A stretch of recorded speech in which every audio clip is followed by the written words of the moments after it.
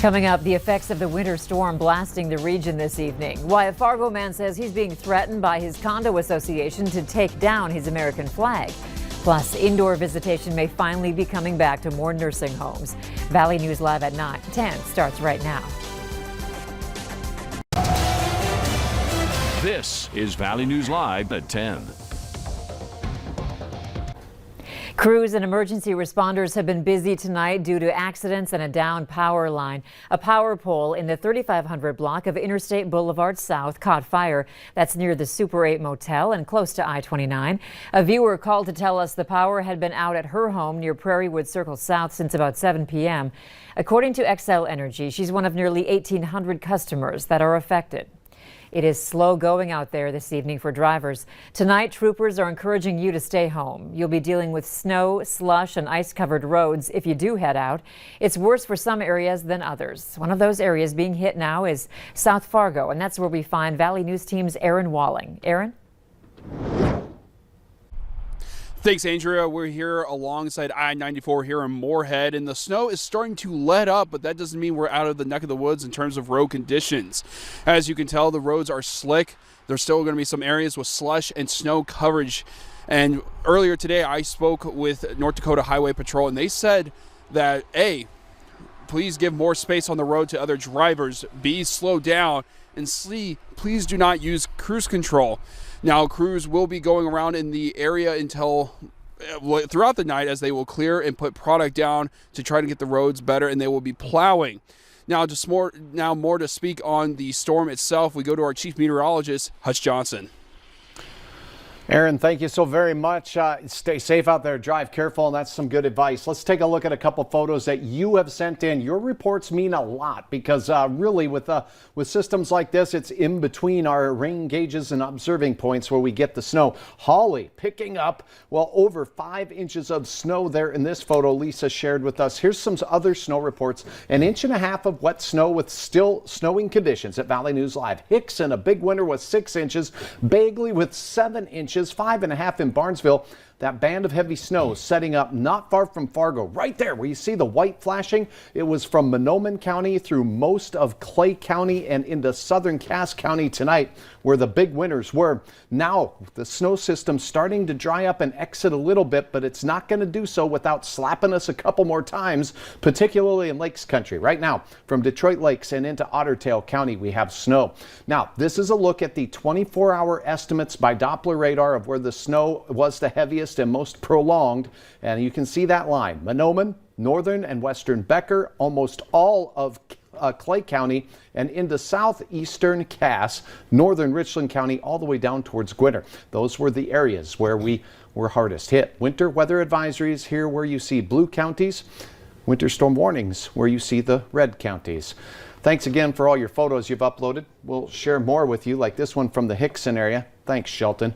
Your forecast looks a little quieter and nicer. I'll have details on all of that, Andrea, in a moment. All right, thanks, Hutch. New at 10 tonight, a story you'll only see here on Valley News Live. A Fargo man called our whistleblower hotline after he says he was told he could no longer fly his American flag from his condo balcony. The reason? It's making too much noise. Valley News Team's Courtney Lockie dug into the issue to see what homeowners' rights are when it comes to flying the flag.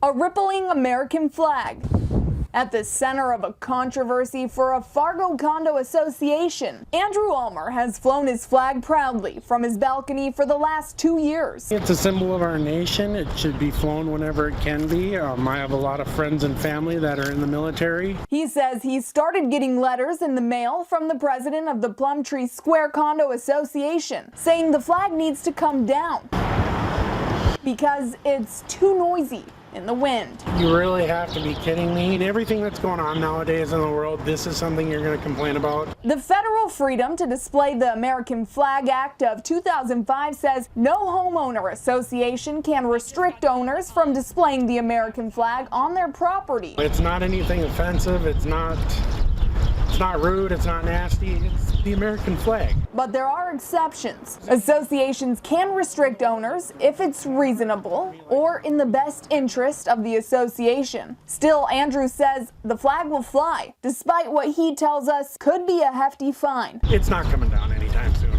It's not making that much noise and it's a liability to the association. Courtney Lockey, Valley News Live.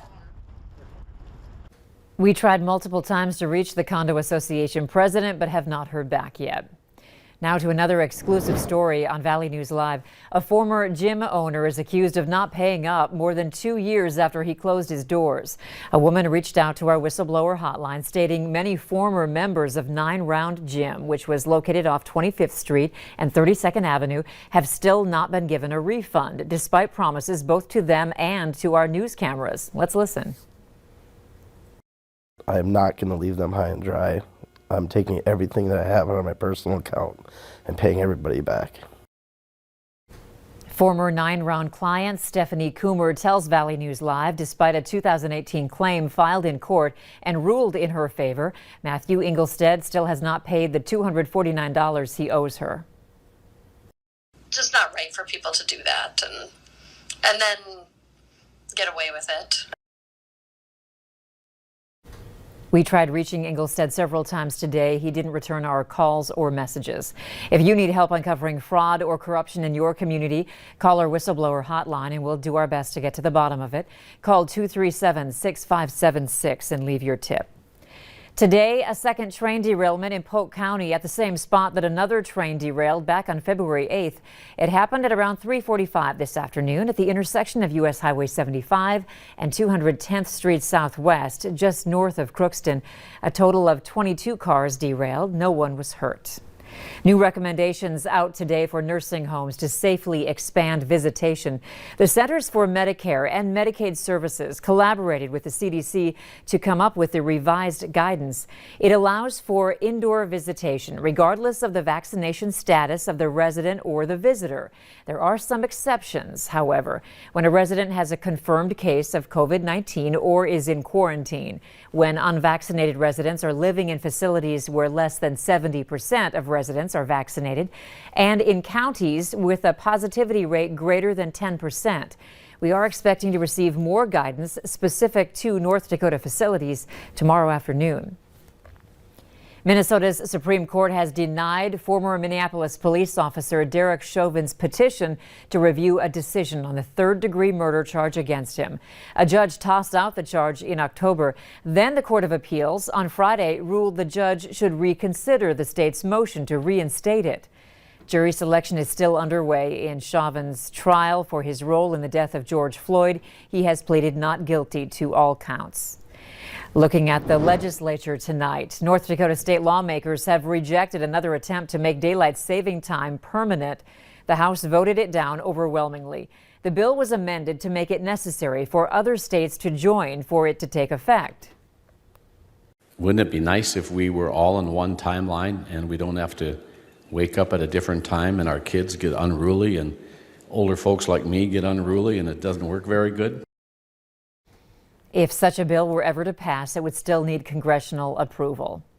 An effort by North Dakota lawmakers to get back to more in-person voting fell short today. The state Senate defeated a bill that would require a polling place in a city with a population of 1,000 or more. Due to redistricting coming up in the next couple of years, or shortly I should say, again, we won't need this bill. Meyer says lawmakers determined the bill was not necessary because they will be allocating polling places. The Shrine Circus in Fargo is the latest event to be canceled due to the ongoing pandemic. The chairman of the circus management team that's responsible for the event says the Fargo Shrine Circus will be back next year.